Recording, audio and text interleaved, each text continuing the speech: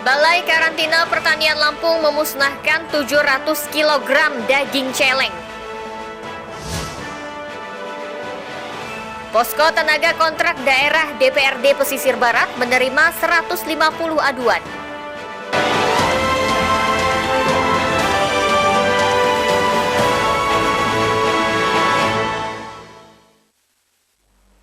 Tabi pun.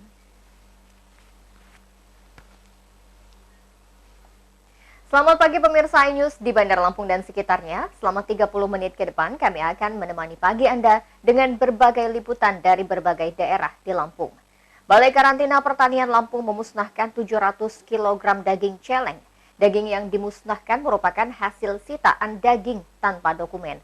Pemirsa, bersama saya Verlisi Andini, inilah iNews Lampung selengkapnya.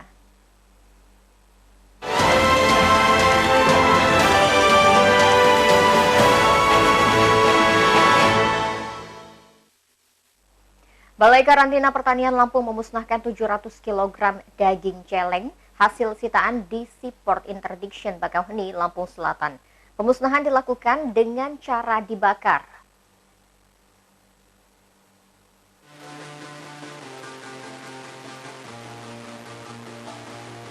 Sebanyak 700 kg daging celeng tanpa dokumen yang sudah membusuk ini dimusnahkan petugas Balai Karantina Pertanian Lampung dan anggota kepolisian Resort Lampung Selatan. Pemusnahan ratusan daging tanpa dokumen tersebut dilakukan dengan cara dimasukkan ke dalam lubang sedalam 2 meter lalu dibakar. Daging celeng dimusnahkan agar tidak menyebarkan penyakit. Ratusan kilogram daging celeng didapat saat merazia kendaraan yang akan menyeberang ke Pulau Jawa. Daging celeng dibawa sopir asal Tangerang, OCT. Daging dimasukkan ke dalam kendaraan dan ditutupi dengan plastik warna hitam. Sopir mengaku daging celeng tersebut diangkut dari desa Tridharma Yoga, Kecamatan Ketapang, dan akan dikirimkan ke Tangerang. Ia dijanjikan upah Rp500.000 dan dibayarkan ketika sudah sampai di tujuan. Karena pada saat penangkapan tidak dilengkapi dengan surat-surat kelengkapan karantina, sehingga setelah dilakukan 3 hari penahanan oleh KSKP, disimpan di dalam cold storage karantina pertanian wilayah kerja Bakauheni. Setelah tidak bisa melengkapi surat-surat, sehingga pada pagi hari ini dilakukan pemusnahan. OCT melanggar pasal 88 Undang-Undang RI nomor 21 tahun 2019 tentang karantina ikan, hewan, dan tumbuhan. OCT terancam pidana penjara paling lama 2 tahun, denda Rp2 miliar. Dari Lampung Selatan, Heri Fulistiawan, iNews melaporkan. Balai Karantina Pertanian Lampung menggagalkan penyelundupan 11 ton daging celeng selama 2020. Daging celeng yang diselundupkan karena tidak lengkap dokumennya.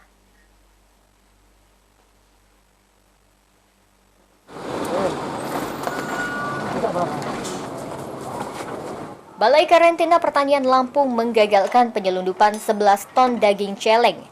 Daging celeng yang dimusnahkan karena pengiriman tidak lengkap dokumen. Selain tidak lengkap dokumennya, pengiriman daging celeng tidak sesuai dengan aspek sanitasi keamanan pangan yang diterapkan. Pengiriman daging celeng harus menggunakan kendaraan berpendingin serta dilengkapi dengan segel berbasis GPS yang dipasang pada alat angkut yang membawa komoditas tersebut. Segel berbasis GPS ini merupakan salah satu inovasi dan solusi yang digagas Badan Karantina Pertanian bersama instansi terkait untuk memantau pergerakan alat angkut hingga dipastikan komoditas tersebut sampai ke daerah tujuan. Jika dalam masa perjalanan terjadi kerusakan atau pembongkaran paksa, GPS akan memberikan notifikasi.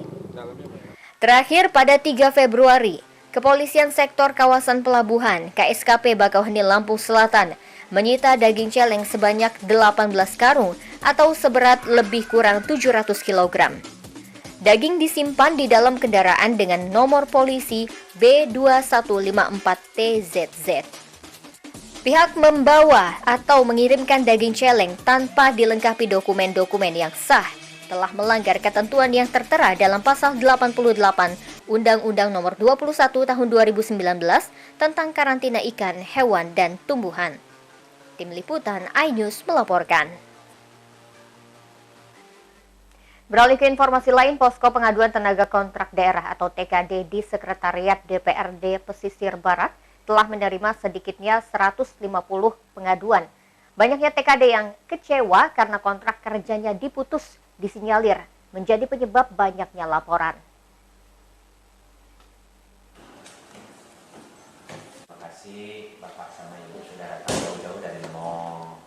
Posko Pengaduan Tenaga Kontrak Daerah di DPRD Kabupaten Pesisir Barat sudah menerima banyak surat keluhan. Surat aduan disampaikan langsung oleh TKD yang tak lulus seleksi. Sedikitnya, sudah ada 150 laporan tertulis sudah diterima oleh DPRD setempat. Dewan akan terus mengawal dan mengusahakan semaksimal mungkin keinginan TKD yang tak lulus seleksi untuk dapat bekerja kembali.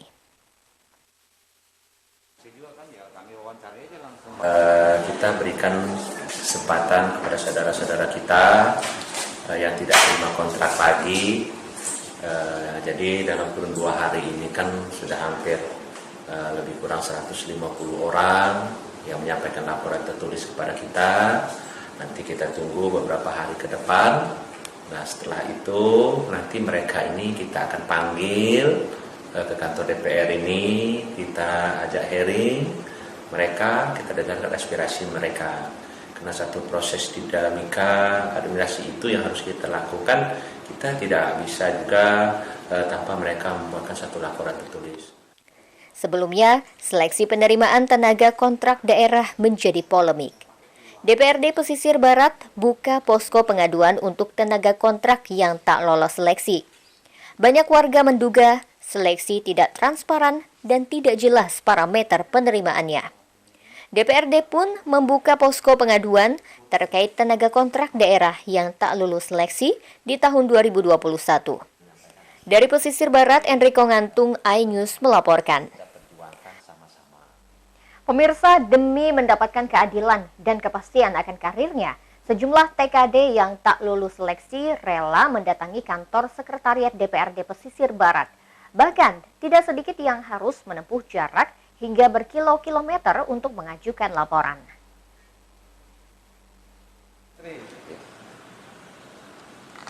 Mau ngapain, Bang? Ini mau menyampaikan laporan. Pasangan suami istri Riki dan Mirani mendatangi posko pengaduan tenaga kontrak daerah atau TKD DPRD Pesisir Barat. Warga Kecamatan Lemong ini bahkan menggendong anaknya yang masih balita ke gedung wakil rakyat.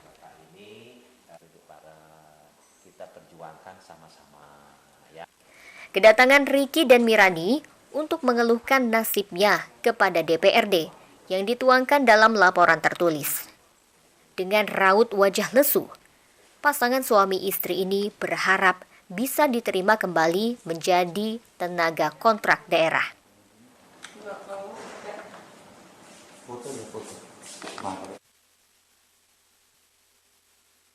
Kiri ya.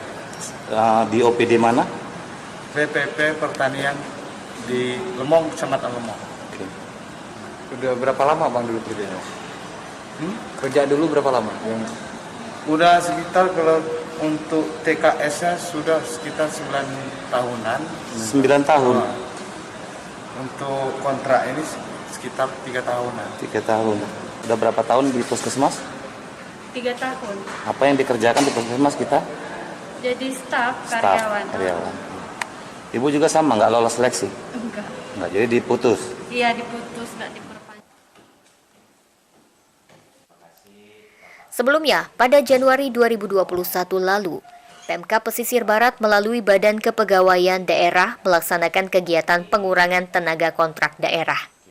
Pemkab beralasan pengurangan tenaga kontrak daerah untuk memperbaiki SDM sekaligus bertujuan meringankan beban APBD tahun ini.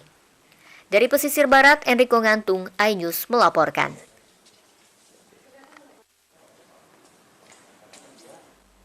Pemirsa, setelah jeda pariwara berikut kami kembali dengan informasi.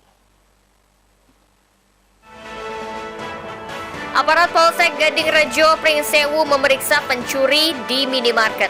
Tetaplah bersama kami.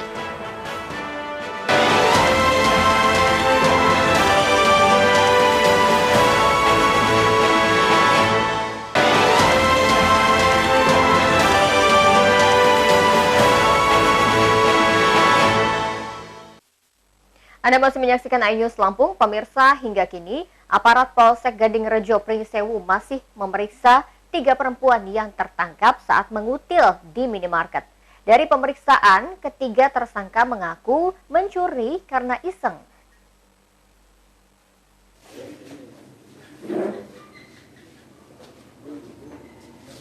Polisi masih memeriksa ketiga tersangka yaitu Eka 21 tahun, RH 20 tahun, FMD 23 tahun.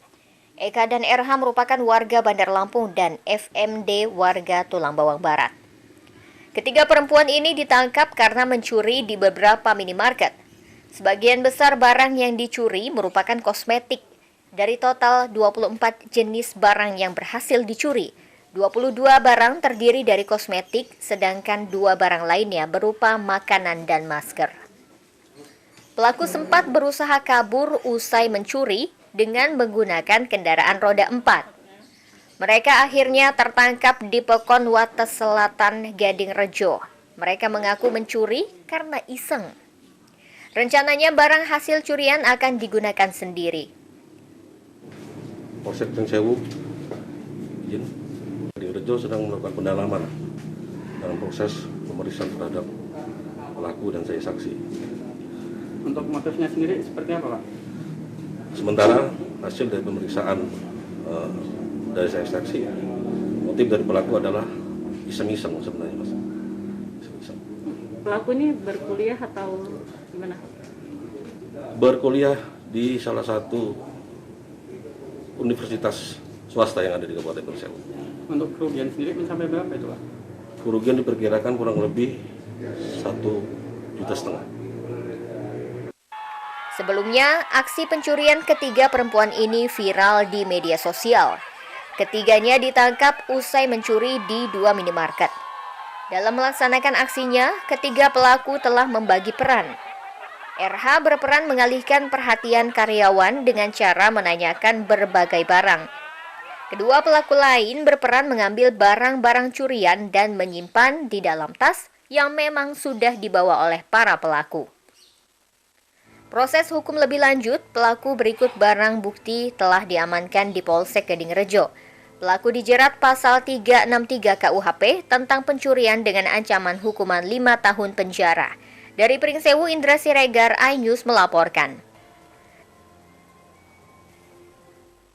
Beralih ke Lampung Selatan, belasan rumah di Desa Bandar Agung rusak akibat dihantam angin puting beliung. Akibat kejadian tersebut, 1 rumah roboh dan nyaris rata dengan tanah, sedangkan belasan lainnya rusak ringan hingga sedang.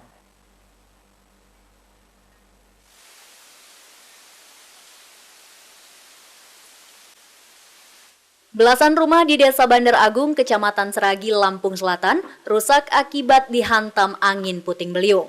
Hembusan angin yang sangat kencang mengakibatkan 1 rumah semi permanen roboh dan nyaris dengan tanah.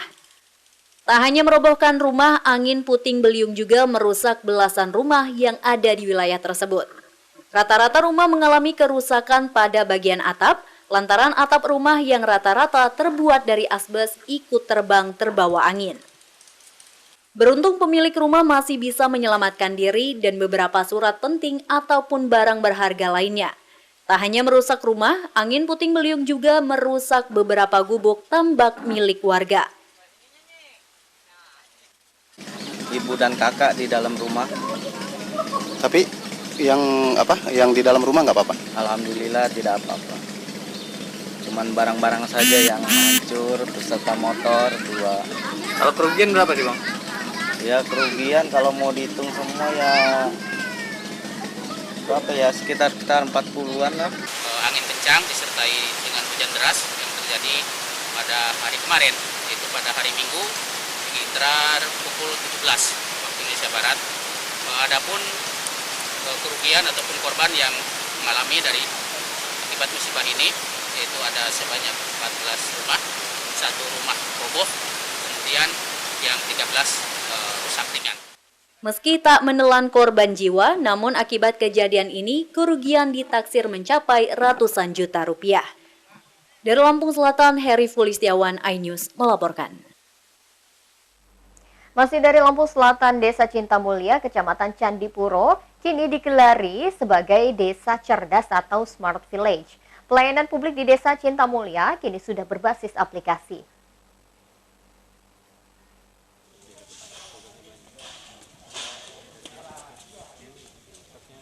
Sekretaris Desa Cintamulya Muhammad Taba menjelaskan sistem layanan kependudukan.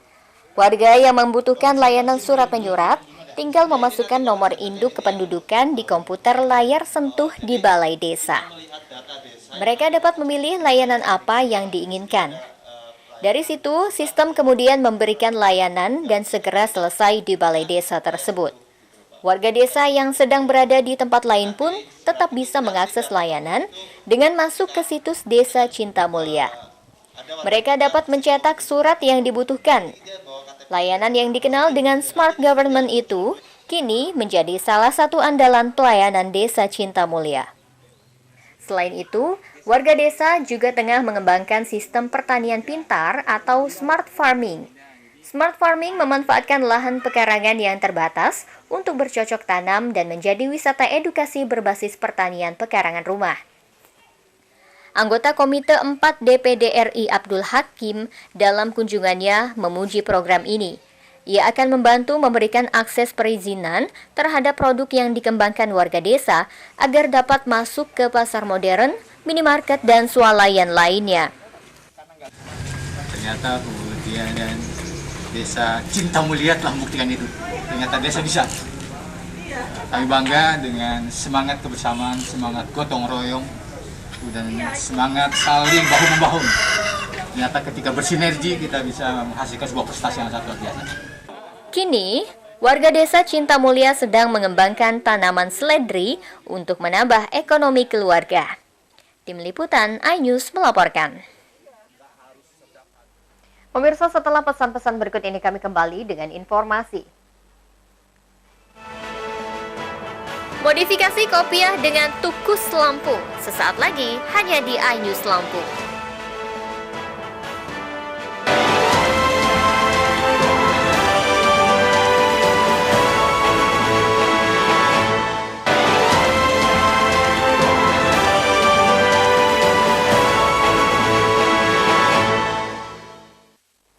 Terima kasih Anda masih bersama kami. Pemirsa, mengidolakan sosok pahlawan nasional Raden Inten II, seorang warga asal Penengahan Lampung Selatan, memodifikasi kopiah dengan tukus. Tukus atau ikat kepala khas Lampung ini selalu digunakan Raden Inten II. Alhasil, karya ini banyak diminati sehingga dapat membuka lapangan pekerjaan baru. Pemirsa, laporan tersebut mengakhiri iNews Lampung hari ini. Mewakili tim yang bertugas, saya Verly Siandini undur diri.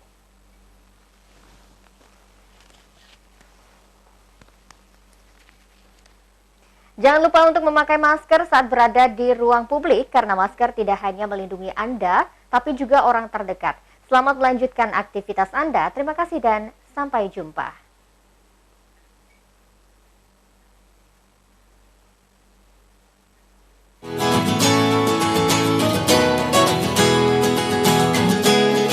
Di Sanggar Akar Raja Baca inilah Khaja Muda Saisaka memodifikasi tukus Lampung dengan kopiah.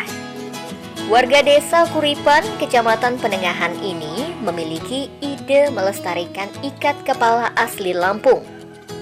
Banyak anak muda yang tidak menggunakan tukus karena tidak tahu cara memakainya. Setelah beruji coba selama beberapa waktu, akhirnya Khaja Muda berhasil memodifikasi kopiah dengan bentuk tukus. Walau hanya berpromosi seadanya, pesanan tukus modifikasi ini mulai berdatangan. Kerajinan tradisional Lampung ini sudah dipakai masyarakat sejak zaman dulu. Namun, tak diketahui secara pasti sejak tahun berapa dan siapa yang pertama kali membuat tukus. Untuk menjaga ciri khas Lampung, tukus modifikasi ini tetap menggunakan kain tapis. Tukus buatan Khaja ini ada 2 jenis, yakni jenis tukus ikat dan tukus tutup. Tukus sendiri sebetulnya tidak harus kain apa dan bagaimana coraknya, tapi kain biasa pun kalau kita tutupkan ke kepala, kita ikatkan ke kepala. Buatnya pakai peci nih, dimodifikasi pakai peci. Kenapa harus seperti itu? Jadi kalau kita seperti tadi, saya biasanya langsung pakai, tapi masyarakat kan belum tentu bisa memakainya. Jadi saya berpikir gimana caranya ini bisa langsung pakai oleh masyarakat, jadi masyarakat bisa langsung pakai kemanapun. Mudah, unik, dan luas dipakai dalam berbagai suasana, menggugah penggiat wisata ikut memasarkan tukus Lampung. Tukus kini menjadi cenderamata khas Lampung Selatan yang mulai banyak diminati. Karena menurut saya tukus ini sendiri bisa dipakai oleh siapapun, baik anak-anak, dewasa, ataupun masyarakat pada umumnya, dan juga lebih simpel ya menurut saya seperti itu. Harapan saya untuk kedepannya agar tukus ini menjadi suatu tren yang bisa dipakai oleh seluruh masyarakat, juga mungkin anak-anak sekolah pada hari-hari dan waktu tertentu memang diwajibkan untuk memakai ini supaya supaya budaya dan seni Lampung itu lebih terangkat. Tukus sudah ada sejak zaman sebelum Indonesia merdeka. Ini bisa dilihat dari penutup kepala yang digunakan pahlawan nasional Raden Inten II. Baik di lukisan maupun di patung, pahlawan asal desa Kuripan, Lampung Selatan ini kerap memakai tukus. Warga berharap agar perajin tukus Lampung terus berkreasi agar dapat membuat inovasi lainnya. Dari Lampung Selatan, Heri Fulistiawan, iNews melaporkan.